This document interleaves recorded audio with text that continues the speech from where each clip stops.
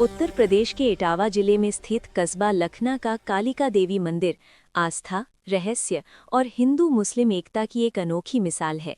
ये मंदिर केवल पूजा का स्थान नहीं, बल्कि विश्वास का ऐसा केंद्र है जहां धर्म की सीमाएं अपने आप समाप्त हो जाती हैं।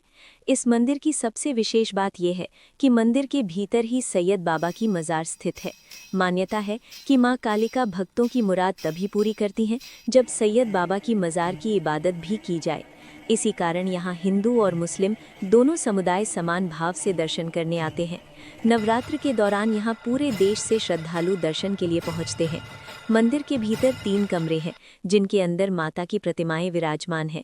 ये कमरे साल में केवल एक बार नवरात्र में खोले जाते हैं।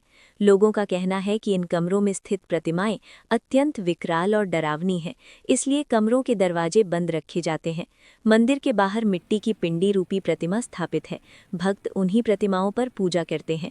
इस स्थान से जुड़ी एक प्राचीन मान्यता ये भी है कि भगवान श्री राम के भाई शत्रुघ्न ने लवणासुर का वध करने से पहले इसी स्थान पर 9 देवियों की पूजा की थी, जिसके बाद उन्हें विजय प्राप्त हुई। इस मंदिर के निर्माण की कथा राजा राव जसवंत सिंह से जुड़ी है। राजा राव जसवंत सिंह यमुना नदी पार कंदेसी घाट में स्थापित आदिशक्ति कालिका देवी के अनन्य भक्त थे और प्रतिदिन यमुना पार कर माता के दर्शन के लिए जाते थे। एक दिन यमुना नदी में भारी उफान आ गया, जिससे राजा दर्शन के लिए नदी पार नहीं कर सके। माता के दर्शन न कर पाने से वे इतने व्यथित हुए कि उन्होंने अन्न जल त्याग दिया। उसी रात मां कालिका ने राजा राव को स्वप्न में दर्शन दिए और कहा कि वे निराश न हों, क्योंकि वो शीघ्र ही लखना में विराजमान होंगी और लखना वाली कालिका मां के नाम से पूजी जाएंगी।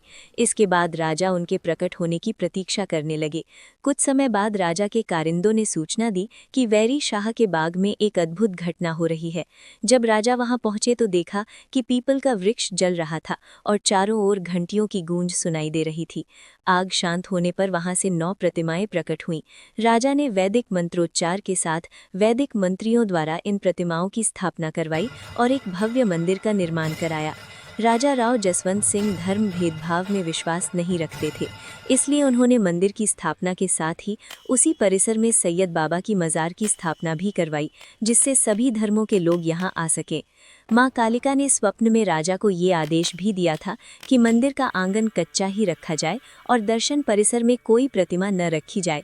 आज भी मंदिर का आंगन गोबर से लीपा जाता है और वहां कोई मूर्ति नहीं है। इस मंदिर की एक और विशेष परंपरा सामाजिक समानता की मिसाल है। यहाँ का सेवक दलित है और हमेशा से दलित ही रहा है।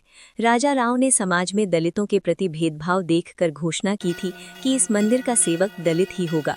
तब से आज तक पीढ़ियों से उसी दलित परिवार के सदस्य मंदिर की सेवा करते आ रहे हैं। मंदिर के पास ही एक तालाब स्थित है, जिसके बीचों बीच एक लकड़ी का पुराना मंडप गड़ा हुआ है। लोक मान्यता है कि जो भी व्यक्ति उस मंडप को छूने की कोशिश करता है, वो बीच में ही मृत्यु को प्राप्त हो जाता है। आश्चर्य की बात यह है कि इतने वर्षों बाद भी वो लकड़ी का मंडप खराब नहीं हुआ है। ये मंदिर केवल आम लोगों की ही नहीं, बल्कि फूलन देवी, मान सिंह जैसे डाकू सरदारों और पंडित जवाहरलाल नेहरू, मोतीलाल नेहरू जैसी प्रमुख हस्तियों की भी आस्था का केंद्र रहा है। आज भी यहाँ दूर दूर से लोग जात करने के लिए आते हैं। किसी की मुराद संतान की होती है, किसी की रोजगार की, तो कोई केवल माँ के चरणों में शीश झुकाने आता है। लखना की कालिका मैया की पूजा न जाने कितने घरों और पीढ़ियों से होती चली आ रही है। आप में से कितने लोगों के यहाँ लखना कालिका मैया की पूजा होती है? कमेंट में ज़रूर बताएं। जय माँ कालका।